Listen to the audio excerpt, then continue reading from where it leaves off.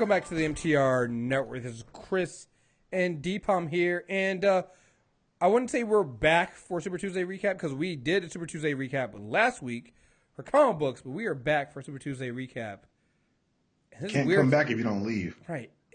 I know, man. We don't take fucking breaks, man. What the fuck is wrong with, like, how did we get here?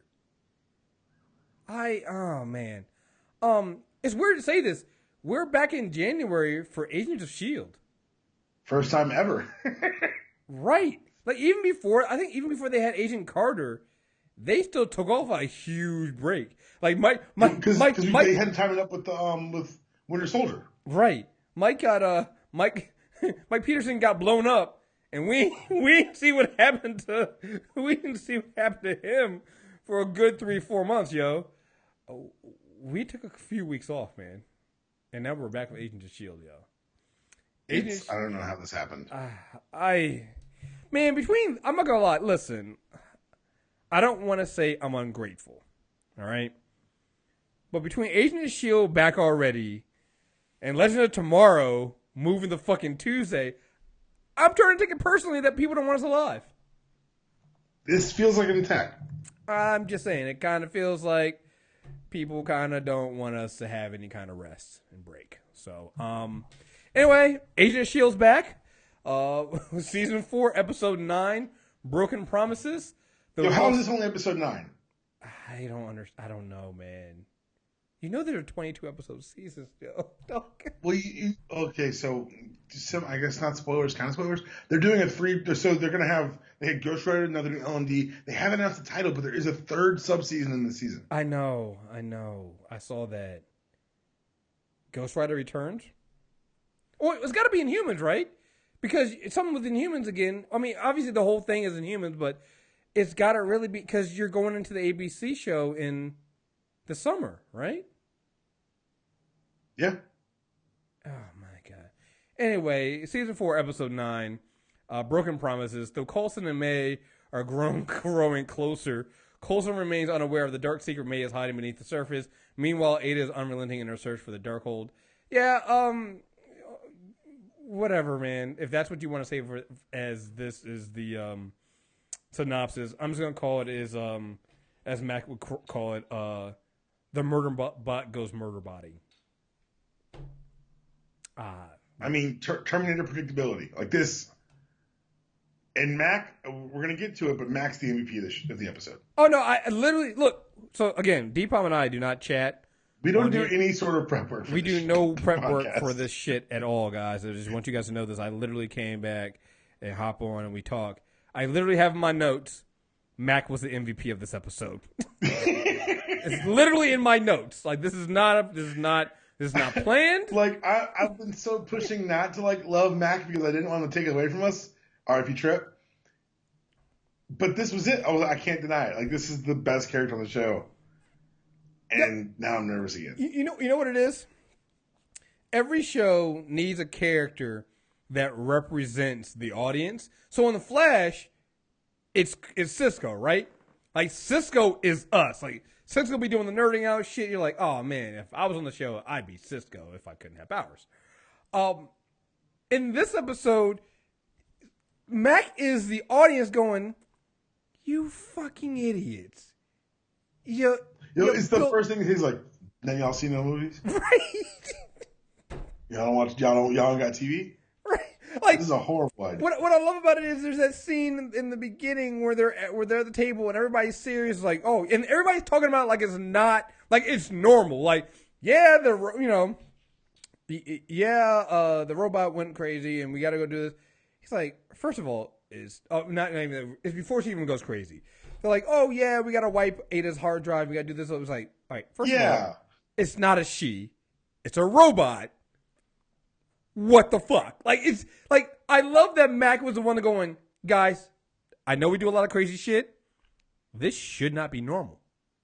This was a stupid idea. All too calm. Have you not seen any of the fucking movies that deal with this? The robot always takes over and goes fucking crazy. This is stupid. Like, you need stuff like that, and I think we're talking about him carrying the joke through the whole episode really brought it. Oh, Like the Maximum Overdrive reference, I think I cheered. Bruh, listen. Even better than it just being him carrying through the episode. When Elena comes in, when Yo-Yo comes in, she joins in on some. She doesn't miss a beat. Smart She's people, right there like, even salvation? Yeah, smart people are stupid. Like, smart people are stupid.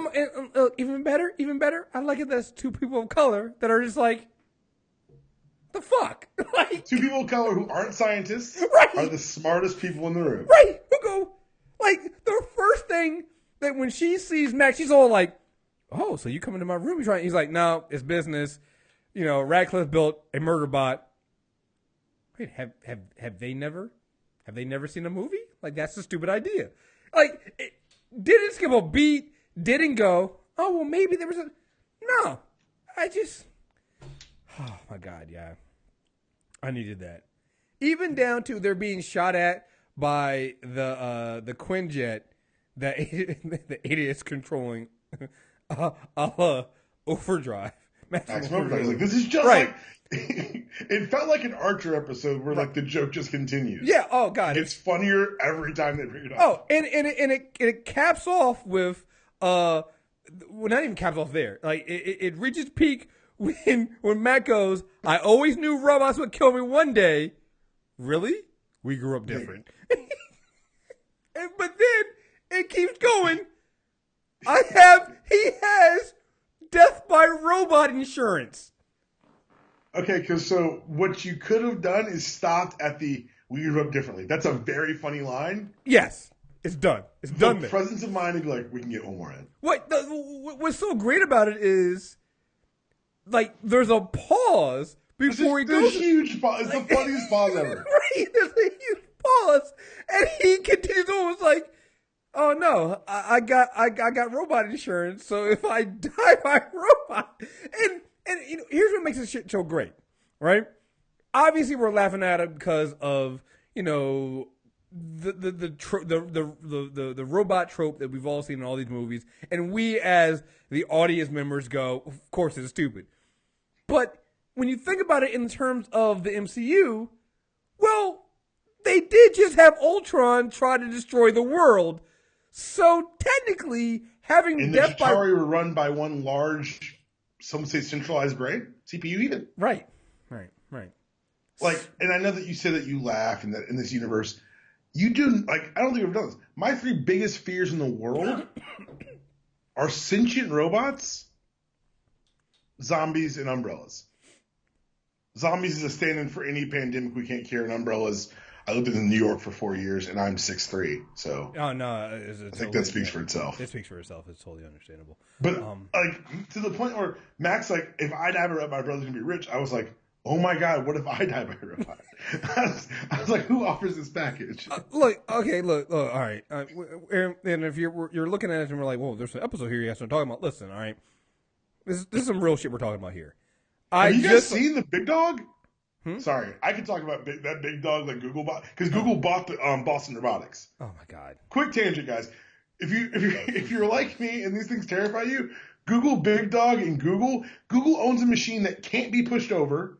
You throw a targeting program and a gun on it, robot overlords. I've seen this before. You know they have like it doesn't fall on ice, Chris. Yeah.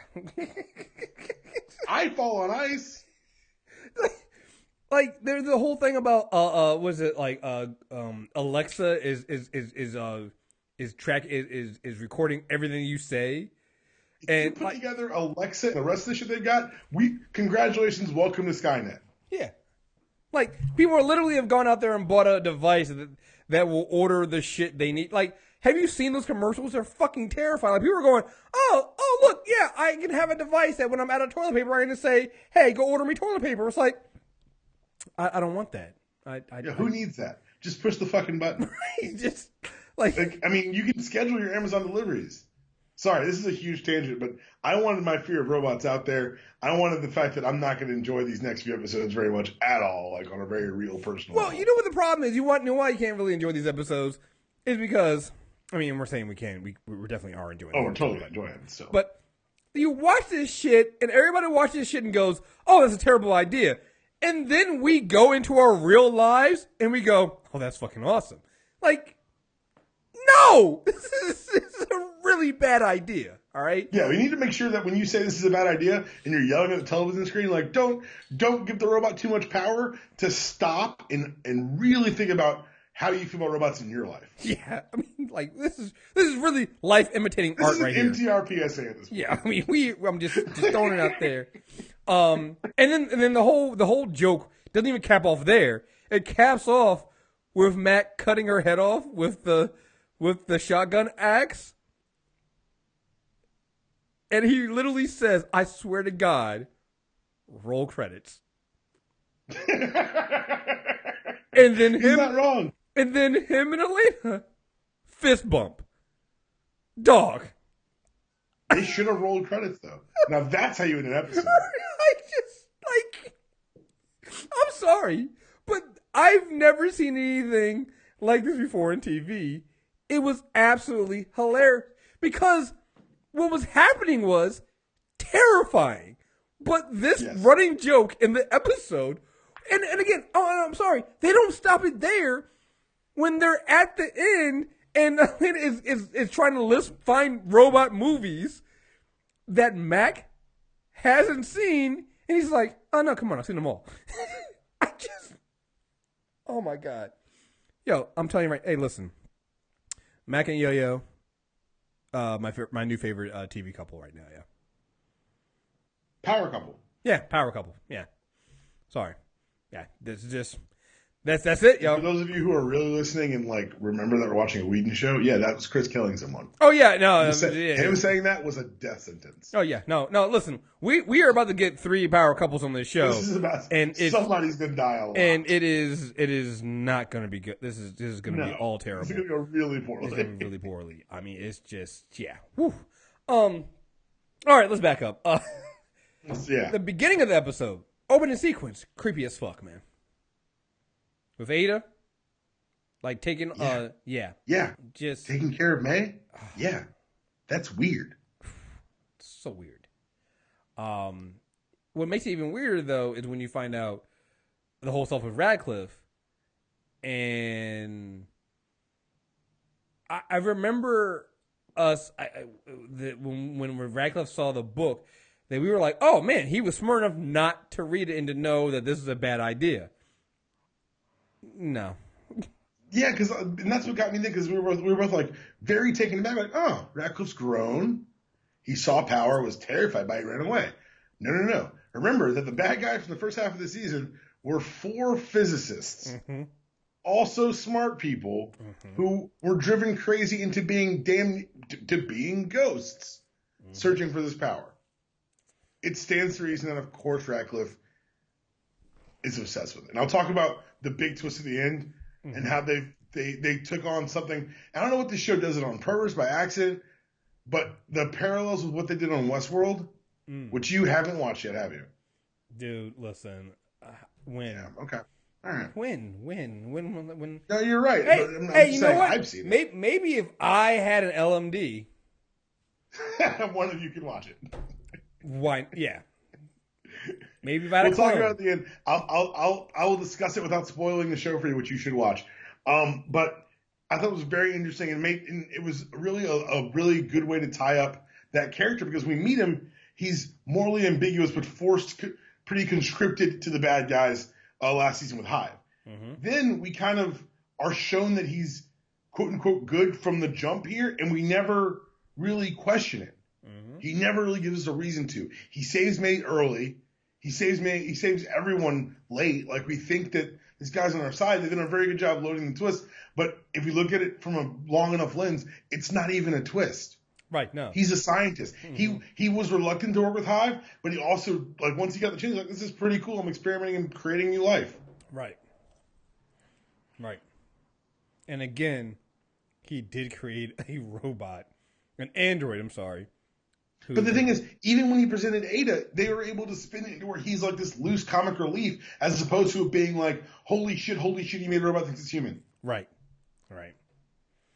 Yeah. And again, the twist is so good Because there's even that moment when they come in there going to erase Ada's hard drive, and she attacks him first. Mm-hmm.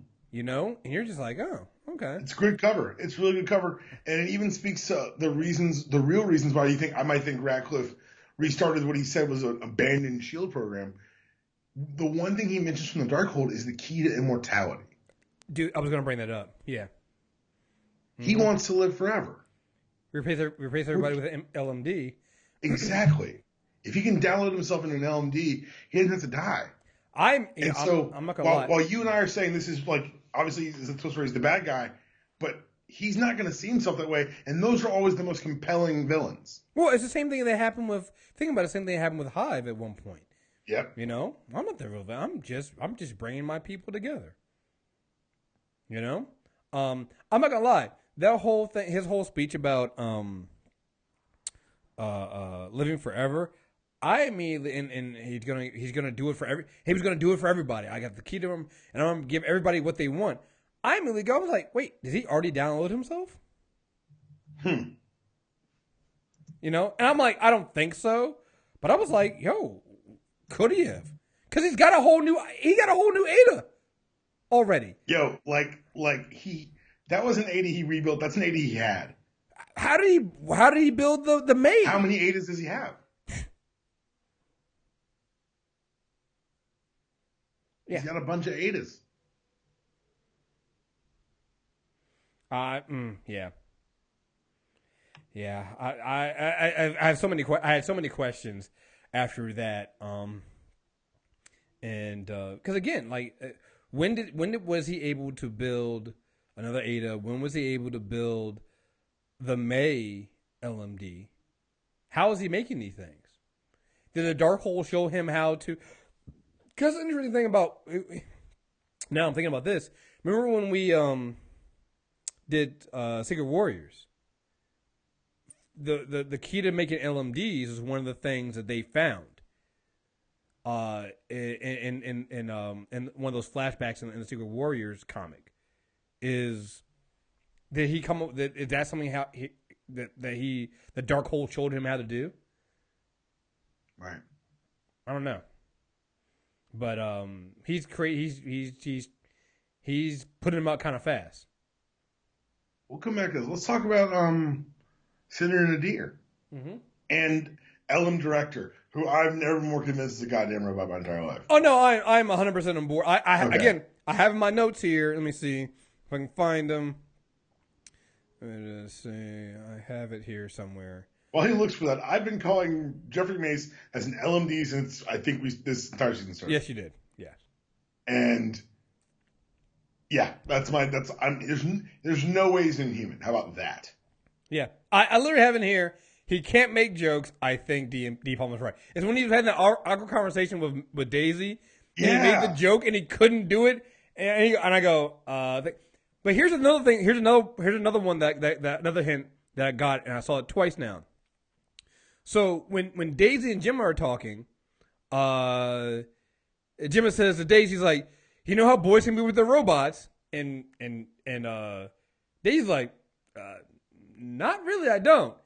And Gemma goes, speaking of the director, when the director's dude shows up. Yeah, dude. I was like, what? Because you know, Gemma knows kind of the truth about, she knows that the director isn't inhuman. She knows he's telling a lie. Right. And so when she goes, speaking of the director, I'm like, all right, maybe you're saying that. Did it skip? I was like, did my show mess up? Right. I'm like, wait a minute. Is she saying that the dude is Well, also, that's a really good point because remember, she knew Ada was wrong before anyone told her.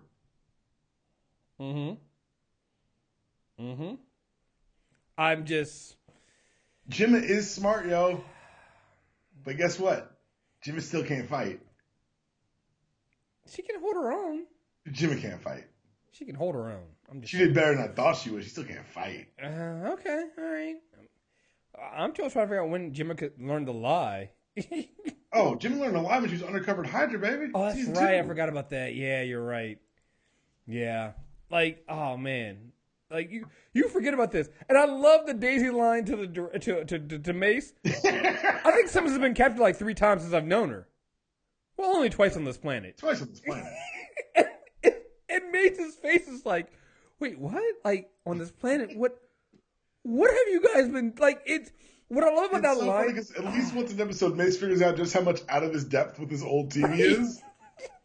He's just like, what do you mean this planet? What do you mean 3 times? What have you guys been doing? Like, oh, like, I love things like that when you get the band back together because you see how much shit they've been through that you've forgotten over the last 14. You're like, yo, it makes you want to rewatch like some of this show again. Like, I know one of my friends is rewatching it now. He's like, do you remember when they shot Daisy? I was like, holy shit, you're right, they did. Oh, listen, the day that they shot Daisy is the episode where everything just got, oh, this is no longer fun. Because that was the announcement. We've passed the setting up the universe stage of this show. Yeah, that was a horror show. Like, she got shot and was literally bleeding out, and it was that was It was all bad. Yeah, all bad. No, I love that. Again, the Daisy Mace, Daisy Gemma scenes. They do something that reminds me of why this show works so well. Even when we watch The Flash and Arrow, any of the CW universe, those shows, we love them, they work. But most times they work when you have your typical pairings, right? Cisco and Harry, obviously Iris and Barry, Barry and Joe. You know, hey, Joe and Harry. But they're usually, even when they mix and match them, they're not too long. This show loves taking its pieces and mixing and matching them, and the pairings almost always work. Even when there's pairings you don't think about. Like, I forgot, like, there's a moment there where Gemma's talking to Daisy, and she goes, I've missed you. I've missed hanging out. I miss having somebody to talk to. And at first you're like, well, why would you? And then you think back to it, you're like, well, no, that's right. That they were. No, that is family. That is close. Like, that works, you know? And this show just does a really good job of putting all their pieces together and having them literally work as a team, work as S.H.I.E.L.D. And it's just, and you always recognize why this team, why the core team is the team. You know? Right. Why Coulson, May, Daisy, Fitzsimmons, and Mack are the team. You always understand that, you know? And, oh, man, I really, really love that. And it's just good to see. It gives you these great pairings. And when you bring in an outsider like Mace, who then sees them work together, he's like, oh, this is why you guys were able to bring S.H.I.E.L.D. back in the shadows. You guys are good at your jobs, you know? Very like, good. Don't forget that Daisy takes out those watchdogs. She doesn't use her powers. No, she doesn't. She doesn't have to. Because she's a fucking badass now. Yes. She's a badass agent. Oh, man. No, I really love that. And, we'll talk more about, we actually talked about it, like, thinking that Mace is, really believe Mace is an LMD or some version of it. Like I said, that whole, the thing that really, I think when I put the line there, it was a joke, but it was also the whole idea of him being the hero of Vienna. And I'm looking at that picture. I saw that a glimpse of the picture. I'm like, oh, he was an LMD. He was a bodyguard for somebody. Yeah, and the thing is, when Radcliffe made Aida, he said that it was a resurrection of the old S.H.I.E.L.D. program. Mm-hmm. This is it. And think about it. It was Coulson's idea. Mace always says it was Coulson's idea. He knows more about S.H.I.E.L.D. than anyone else. He had the toolbox. He had Fury's toolbox. Exactly. So he knew everything that was going on. And there were plenty of times that we would come into, like, somebody come into Coulson's office, he'd be looking at stuff with the toolbox, and then he was like, oh, don't worry about that. That's not your concern. Let's be real here. Coulson's still the director here. So, I thought that was, I love seeing that. But yeah, I'm sorry. So we were talking about that. Senator Nadeer. Yeah, man. Okay, so I got lots of questions. Because if you're going to black bag Simmons, use your favor to bring her to you to get your brother out of the cocoon, the fuck, man? Seems like a lot of trouble. You could have just broken the cocoon. Mm-hmm. Mm-hmm. If you're going to kill him anyway, why waste your time getting him out slowly? Family loyalty. I thought maybe we'll find out this. Again, it didn't make sense afterwards after they threw him out. I thought maybe that she was gonna if she found out he was Inhuman, she was gonna kill him and blame Inhumans. Mm. You know? See, I thought that. See, and they did a really good job of twisting with putting a little twist there because once she stopped him showing the first time, I thought he was in the clear because from the jump you're like, oh, she's gonna kill him, Mm-hmm. and then she stops him. You're like, maybe she's not gonna kill him. And the chopper, you're like, hey, the long-haired dude's back, and then she kills him. Yeah. You're like, oh well. I would have used my favor that the director shielded me a bit more cautiously. That's all I'm saying. Mm-hmm. Mm-hmm. But it could also be that she needed to know. That's true. I mean, yeah. Because, I mean, again, it is family. It's not like it's some random. It's family. And they were going through a lot. I mean, they were making it seem like he was still that he was still around. They were posting on Facebook. There were no new pictures, obviously, but, you know, they had him have an online presence to make it appear that he was out and about. So maybe that was on purpose. I don't know. Yeah. And it could be that they're going to use that as an attack. Remember, and I love how, again, I'm loving how they use a subtle, or maybe not so subtle, connection to the larger Marvel universe, and everything goes back to the attack on the Battle of New York. You know, the incident. The incident. Their mom was killed in the Chitauri attack, which then I love how Senator Nadeer, when she was talking to VJ, how she kind of explained it was like, we agreed to have this pact because, you know, it's a natural progression. Aliens attacked us, and even if it didn't make sense, we know it's not true. Aliens attacked us. They left the disease here to infect us to become like them. Like, while we know that's not what happened, it's a line of thinking you can follow. It doesn't feel like a stretch. No, if it feels earned. Yeah, it feels. I'm like, when she said it, I was like, shit. I didn't think that, and you know, instantly that explains the Watchdogs. Like, I've always been like, okay, the Watchdogs are just like friends of humanity, and they hate mutants in this case, they hate Inhumans, and it's because they're fucking racist bigots and stuff like that. But when she drew that line for me, I was like, oh no. They literally think they're protecting humanity because this is a continued sustained attack. This is the second wave. The first wave was a direct frontal assault. This wave is now they're going to infect us and infect our families, our friends, and infect us all to become like them. It actually makes sense. You know, I thought that I never expected that. I never thought of it that way. Right. Now that you put it in there, I'm like, not saying that I'm not going villain agenda here, but not. We're all watching. Yeah, the Watchdogs are definitely fucking 100% wrong. Fuck them. But you heard him. Everybody watching. That's all I'm saying.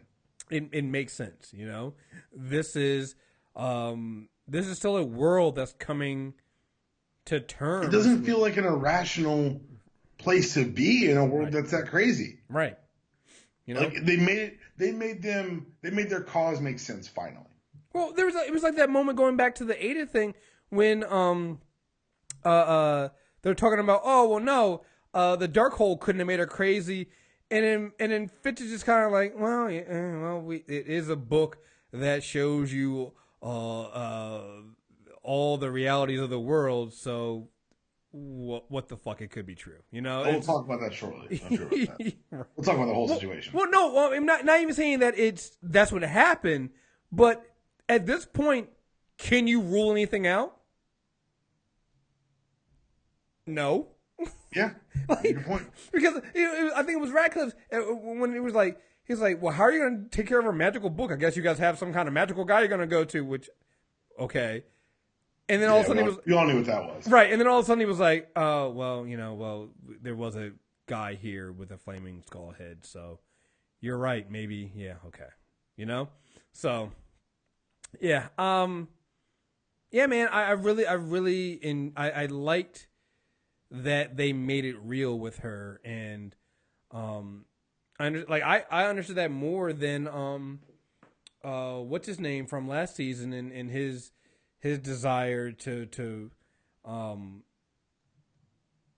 Hydra and Hive, it made more. I'm like, this is real. It's more grounded than saying, I want my alien whatever descendants or predecessors. Like it was more connected because we lived as an audience through the invasion. Absolutely. So,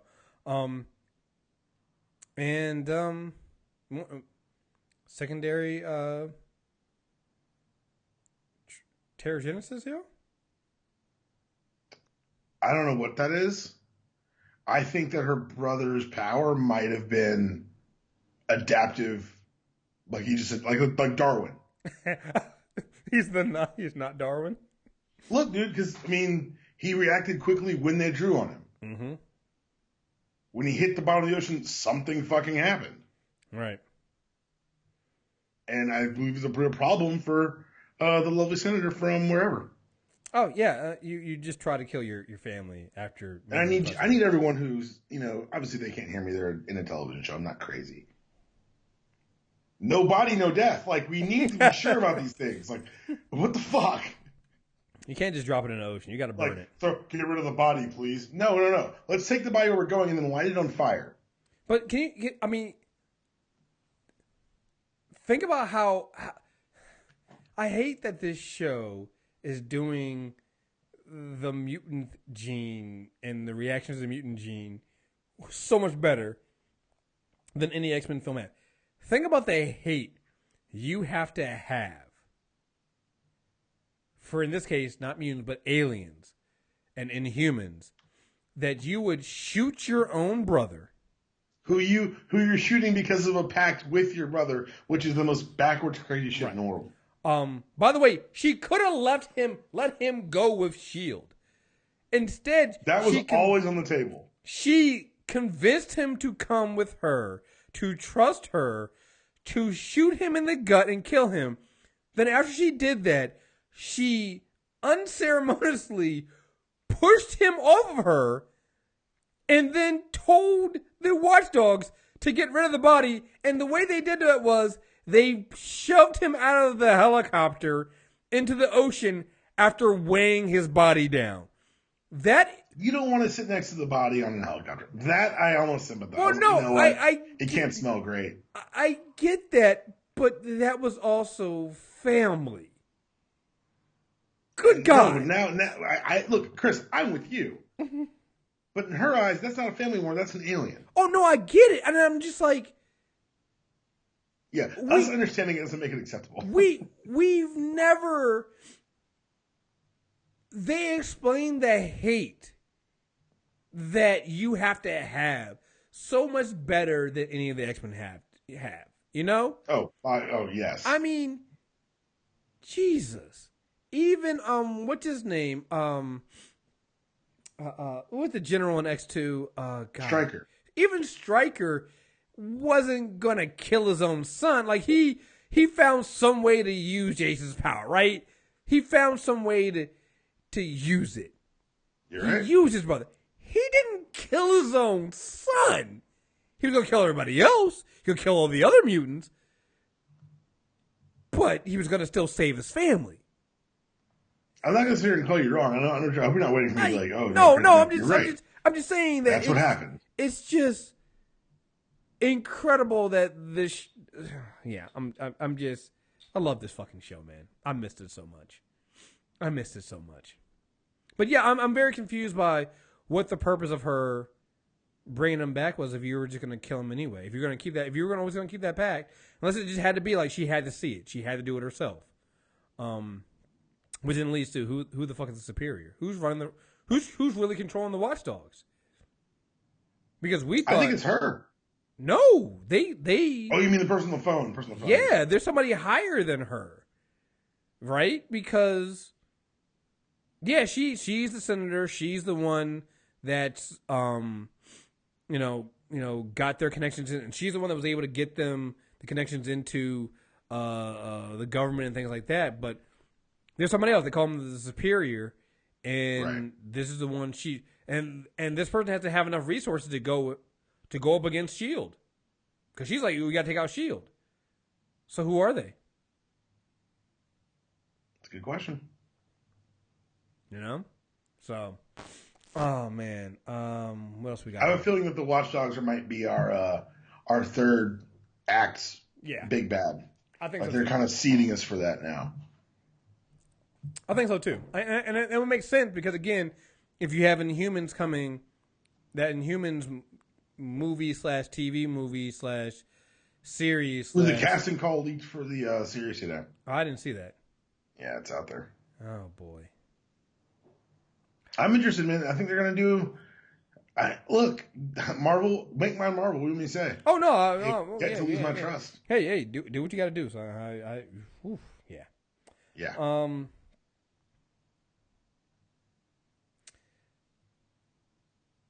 May Coulson. Okay, yeah, let's talk about that. This is not going to end well, yo. No. Partially because May has no fucking clue she's a robot. What? Okay, so this is what I love about what they're doing here. Because I think we talked about this first when we talked about them doing LMDs. The fact that LMDs don't know they're LMDs.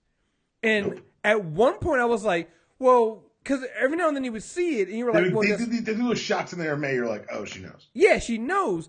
But then when she confronts Aida, you're like, oh my God. LMD May doesn't know she's an LMD. She just thinks she's May. This is such a fucking problem. And yep. God forbid Phil opens up to LMD May. Oh, he will. They've done a really good job of seeding this for a while. I'm not prepared for that. I'm not prepared for that. Get prepared because it's coming. That's worse and gonna be more heartbreaking than if Fitz and Simmons died or one of them died. Like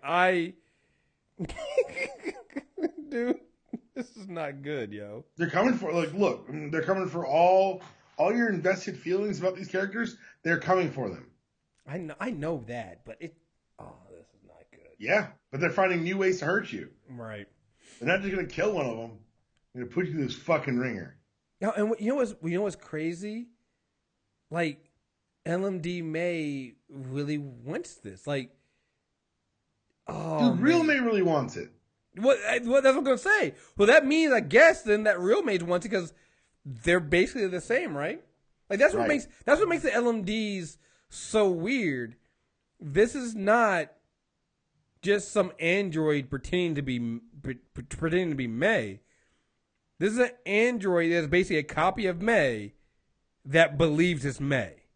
Right, and it literally thinks she's May. And is acting off of May's instincts, beliefs, desires, wants. Like, it goes back to that creepy thing that Radcliffe said when he's like, I'm going to give them all what they want. Yep. Well, this is what May wants. She might not be open to. She might not say it openly, but apparently this is what May wants. Oh, dude. Oh, this is going to end so horribly. So horribly. Yeah. Yeah, no, See, and you say that, and I've got something to step in here with, and I'm not going to step on Westworld's toes, but one of the main premises is kind of what makes you alive. Mm-hmm. And the robots in Westworld are so convincing that people forget they're alive, forget they're robots, and the way Radcliffe played it with everyone. Mm-hmm. And what you just said shows how effective and how much we as humans want to have the ability to create life, because you've got to realize that May's not acting off any desires. She's acting off of pre-programmed responses. Mm-hmm. Even when you think they're showing emotion. They're only showing you what's been programmed to show. That's why what Radcliffe was doing was so fucking effective. Mm-hmm. He was able to hide his machinations behind the appearance of emotion. Mm-hmm. It's that unseen hand of God in robots. It's awesome. But you've got to always step back and realize that's not you're ascribing qualities to a fucking toaster. Like, I think it loves me. That's your toaster. Does your toaster love you? No, it provides you toast, an occasional bagel. As you can tell, I am insanely passionate about the topic of sentient robots. Well, it makes you wonder again. So, could Radcliffe himself be? That's the thing, Chris. Is that because we're watching the show, because we want to be involved. The Darkhold giving her emotions we made that leap in our own heads. Mm-hmm. But no, that's never. Radcliffe's plan's always been to replace everyone with fucking robots. Mm-hmm. He just didn't know it was the answer to the question he was looking for. Right. He got inspired by the Darkhold. Yeah. She didn't get her personality from a magic book. Right. She downloaded the information and shared it with him.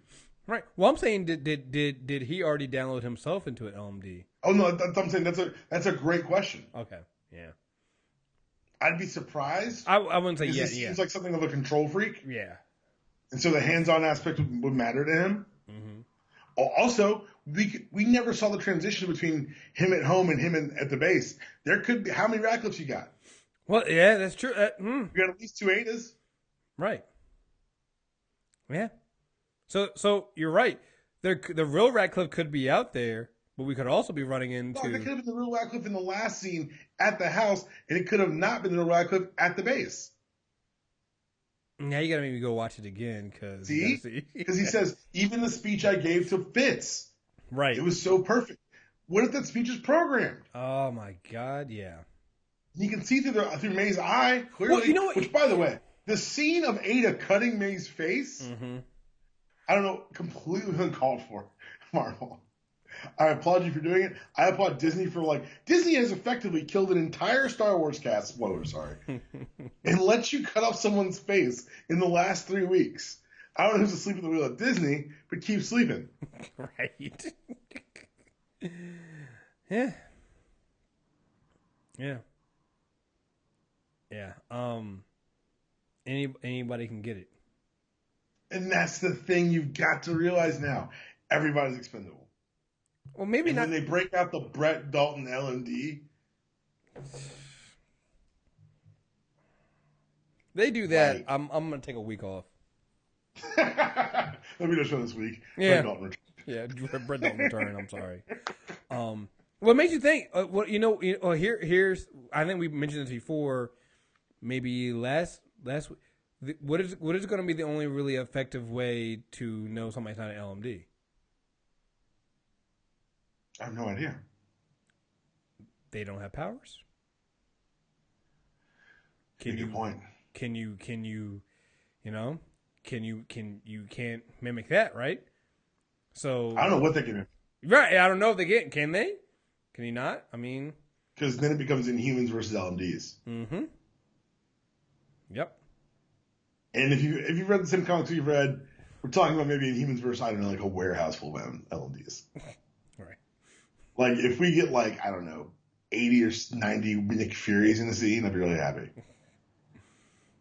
They can do it easy. You've got Sam Jackson's digital portrait just duplicated a couple hundred times in a room, and see what happens. Go wild, guys. Go wild. Just go nuts. Let's just see what happens.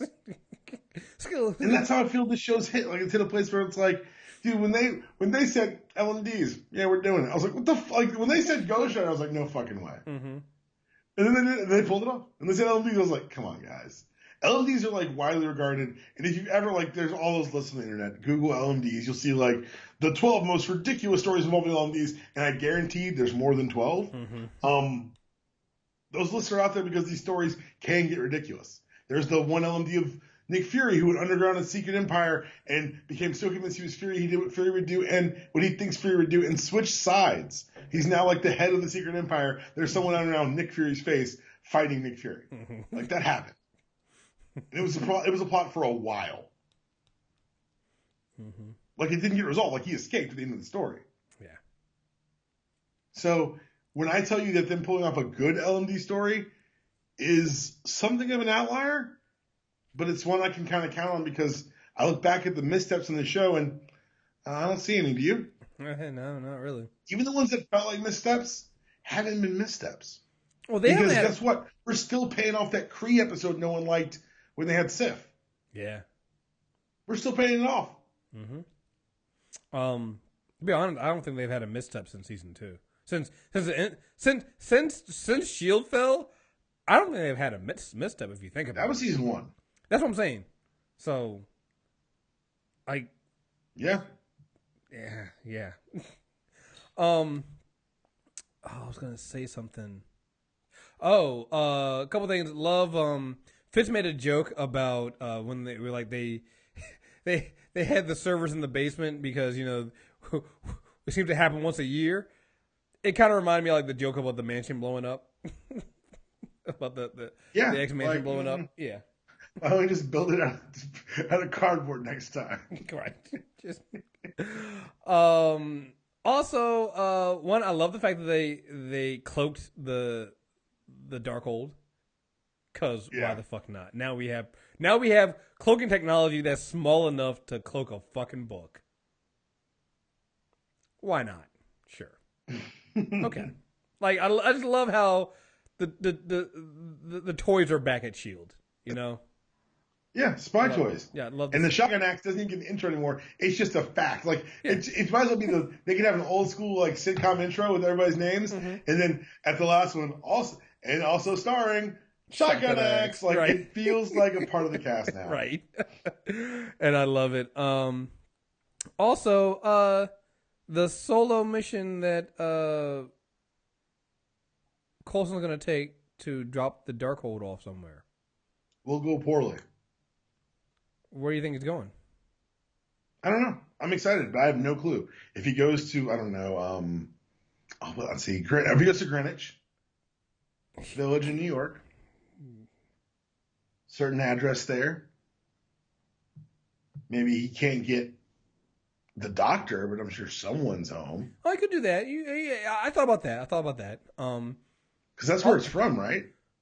It's from the library. True. I also thought maybe the person who originally had it, since he seemed to know, the other one came back. So maybe. Wait, who? Johnny. Look, man. Because I'm just saying. Don't do that. Don't play with my emotions. But I'm just saying he apparently knew about Johnny. And where was the book originally? It was buried in Johnny's basement.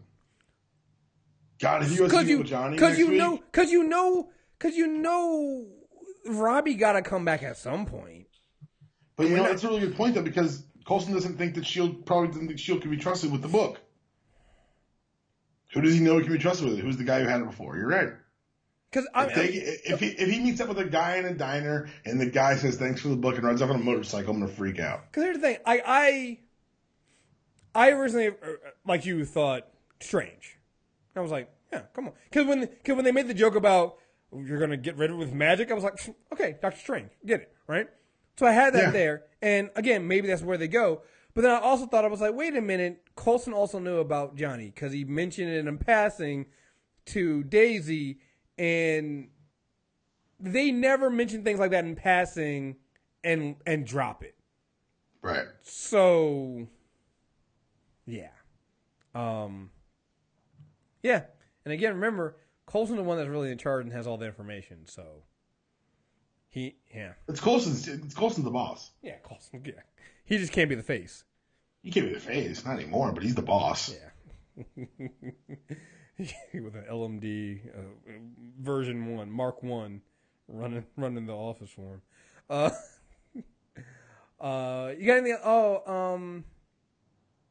I love how when Aida calls the base, Mack immediately drops his phone and goes, "Okay, this right here is exactly how Lawnmower Man ends." Like I'm sorry, that joke He's also right. Right? He That was. is exactly how Lawnmower really Man was. is. Oh man. I got a couple emails. You got anything else you wanna you gotta say? No, man, I'm good. All right. Oh wait, I did have one thing in here. And I noticed this. When they first go to Aida, before you know Radcliffe is behind everything. When Radcliffe and actually no, it's not either. At the end when Aida has the book and she's talking about how she didn't kill anybody and they mention I think Nathanson. Yeah. She lied about why she killed him. Yeah. She was like he programmed her to lie. He was gonna wipe me before he had me fix my. No, he saw something he wasn't supposed to. He saw me. Yeah. He lied. Of course she lied. She was programmed to lie. Which, by the way, didn't LMD May say that maybe he saw something he wasn't supposed to see? I don't know. I missed that. I never did see that. Go back and watch it. Anybody? I'm pretty sure somebody at one point says maybe he saw something, and it wasn't at that point, but it was like early in the film. Maybe I think somebody asked why did she kill Nathanson, and somebody says maybe he saw something he wasn't supposed to see. And I think it was LMD May, which again goes to me thinking, oh, at that point, oh, she knows she's an LMD. Oh yeah, they did a really good job of hiding that. Right. Hiding that ball, yeah. And then when you find, I'm like, oh, son of a bitch, she doesn't know. Makes it worse. All right, so here are the emails. Hiroja says, hey, dear Chris and Deepam, finally someone acknowledges the canon of Robot Uprising in a Robot Uprising story. Yeah. You'll be very happy with this episode. Yeah. Kudos to Mack and Yo-Yo for keeping it real all episode long. Is it me or did the shotgun axe get bigger? It might have. He might have been up. He might be. I want to see them keep upgrading the shotgun axe. It's just like Coulson's arm. You know, like Coulson's hand. Yep. He's getting upgrades. Got to keep getting upgrades to shotgun axe. Coulson knows right, or do we have a dick is not your friend situation here? I don't think it's a dick is not your friend situation, but why would Coulson know that? Why would anybody suspect that May is an LMD? Why would that be on the table? Yeah, I don't. Yeah, we know because we've seen it, but why would anybody else know? She knows and acts like May.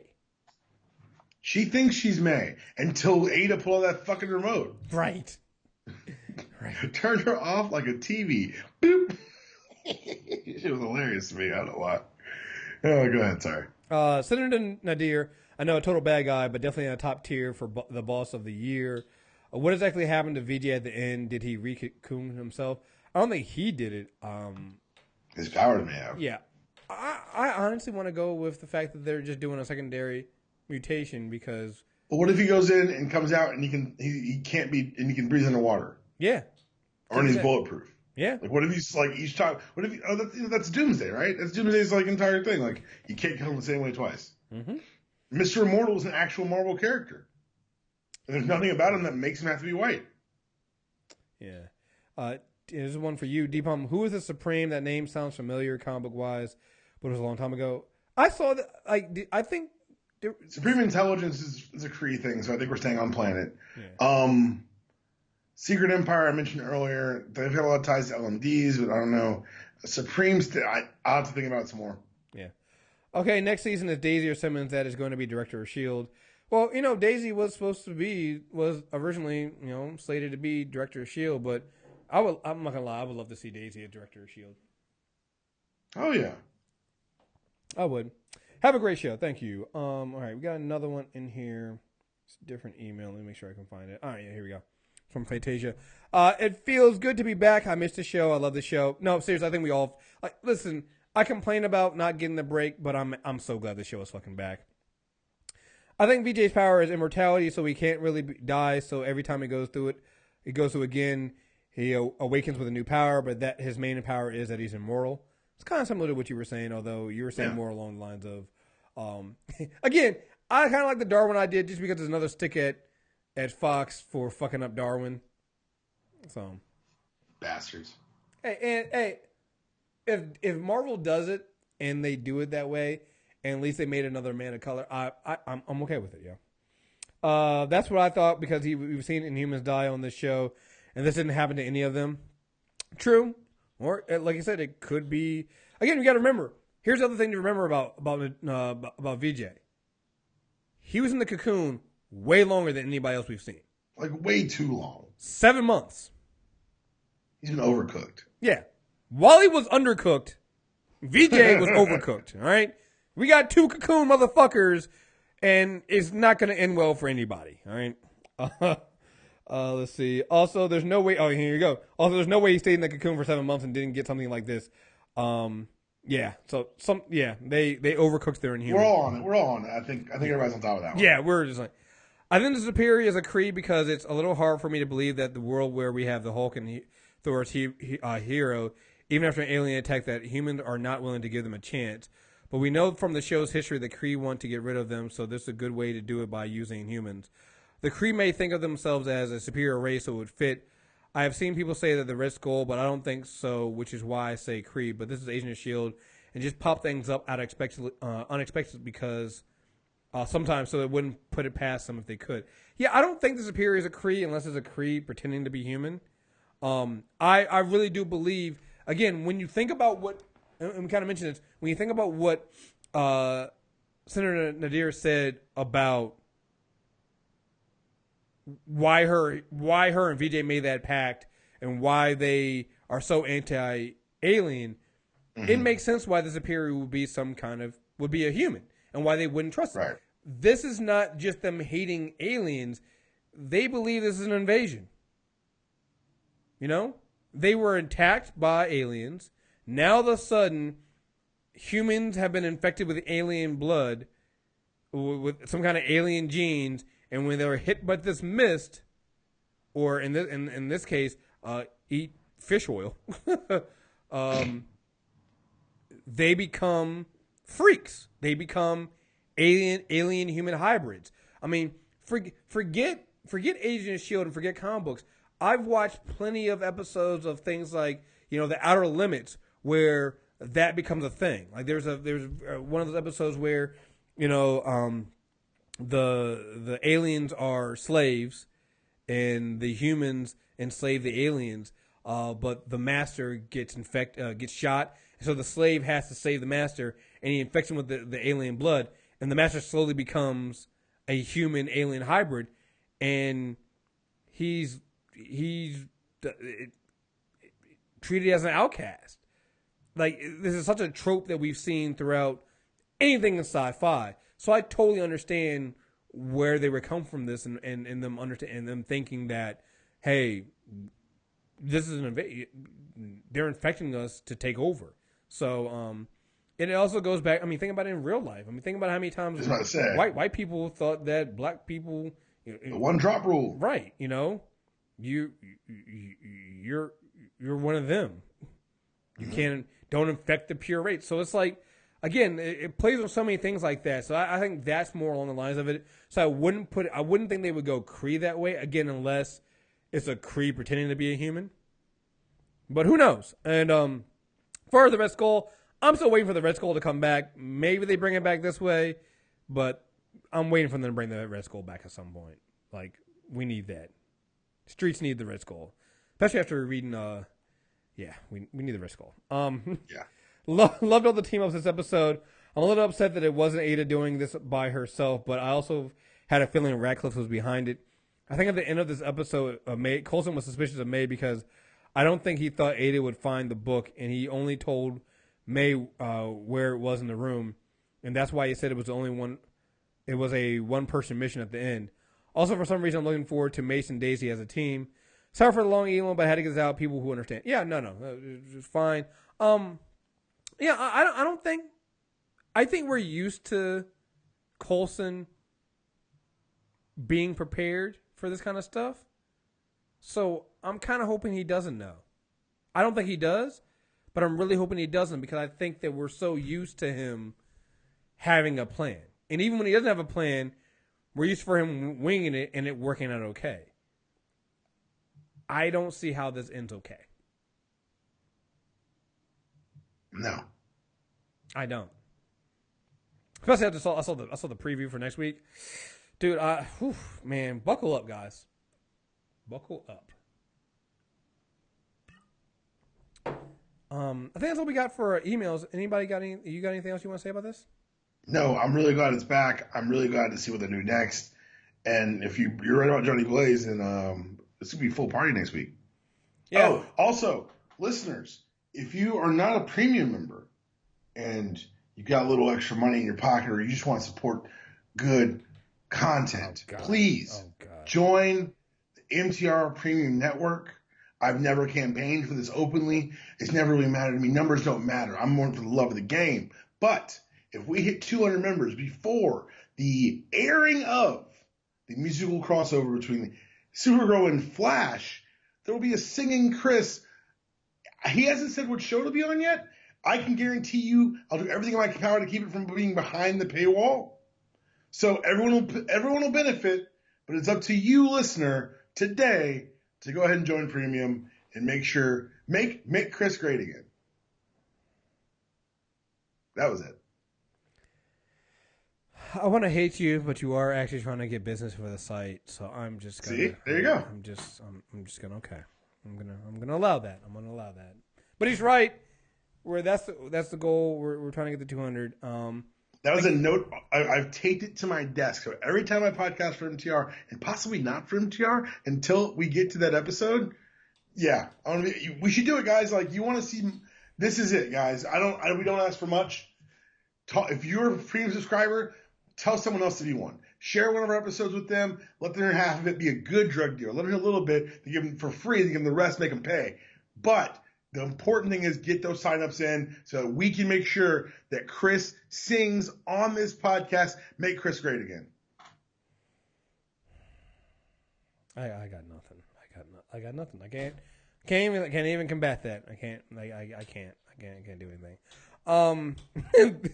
My announcements aren't as sexy as that. I will be out next week, so D-Palm will find some guests to come on to review next week's episode of Agent of S.H.I.E.L.D. But then I'll be back the week after that for all the shows come back, and I believe Supergirl comes back that week as well. So not next week, but the week after next. So Shannon the Doctor will be back to start reviewing Supergirl, and we'll be back in the full swing of things. Like we said, Legend Tomorrow will stay being reviewed with Arrow, so that episode will just always come out on Sunday. So you'll just have the deal, because we're not going to kill ourselves for this shit, guys. We love you guys. We love doing this. We are not going to die. So there's that. And also, hopefully this weekend, D-Palm and I will be doing the first character corner of 2017. Really enjoy doing the character corners the last, I guess, year and a half now. Shit. We've done a year and a half of character corners. So yeah, we'll be doing our first character corner, Kitty Pryde and Colossus. So there you guys have it. That'll be the first one coming in this weekend. So again, find a Super Tuesday recap on iTunes, Stitcher Radio. Leave us a 5-star review and we'll read it on air, or send us in the emails. We'll read those in as well. We love hearing from you guys. Make sure you go out. A couple things here. Go out and join the MTR Network Facebook group. We have a lot of fun in there. Join it. Somebody will make sure you're added in if you go and find it. Just search for MTR Network. Make sure you get the group, not the page, because we have both. There is a page and there's also a group. Join the group. You can join. Hey, like the page too, but if you really want to interact, join the group. The group is where all the fun is, where we interact with all the fans, and it's a small, nice little intimate group, and we have a lot of fun, and you're going to want to do that. Also, search for MTR Network and subscribe to us on YouTube. I'm really hoping to start getting more and more of our stuff out there on YouTube. I have a few interviews from Justice League Dark that I'm put out. That comes out in a couple weeks on digital. So I have a couple interviews with Jason O'Mara, Director Mace. He's voicing Batman, and I have Matt Ryan for Constantine, which they're bringing the CW Seeds. Hey, let me ask you a quick question, man. I mean, I know we haven't really talked about this. Do you think they're going to add another show? Black Lightning, right? Is it happening? Like, that's the show you think? So. Oh. I remember hearing about that. I never knew. I heard something this morning about Black Lightning. Oh, okay. But it won't be in the Arrowverse. It's a Fox show. Oh, okay. Yeah. Do you think CW's going to add another show? I don't know. They've said they'd be almost fools not to just because there's money there. Mm-hmm. But at the same time, they haven't announced it yet. They say they're not. But they say they're not, but I never believe them. Maybe, I don't know. We'll see. Yeah. Listen, I have more confidence in them doing that than any. I'd rather them add that than add any fucking movies. Yeah, me too. Keep adding shows, guys. Stick to TV. TV's your thing. Do a Batman show, like a real deal Batman show. Let's do this. Oh, nigga, listen, they do a real deal Batman show. Can you imagine if CW did a No, I can't. Dude. It's a short answer. Dude. Remember, this is we're going, CW, no, we can't do Batman. Not you saying that, but somebody out there who doesn't know might say that. CW is the one that got us Superman and Martian Manhunter fighting side by side earlier this season. Yeah, guys. Sponsor, tweakedaudio.com. Put the code out review to get 30% off, free shipping and free lifetime warranty. And again, like I said, subscribe on iTunes, subscribe on YouTube, subscribe. Leave comments. Like I said, all that stuff helps. Gets our name out there. Share with your friends. Do all that. Again, we'll be back next week. Or I won't be, but Deepon will be. And again, guys, thank you guys very much. Until next time, we're out of here. Peace.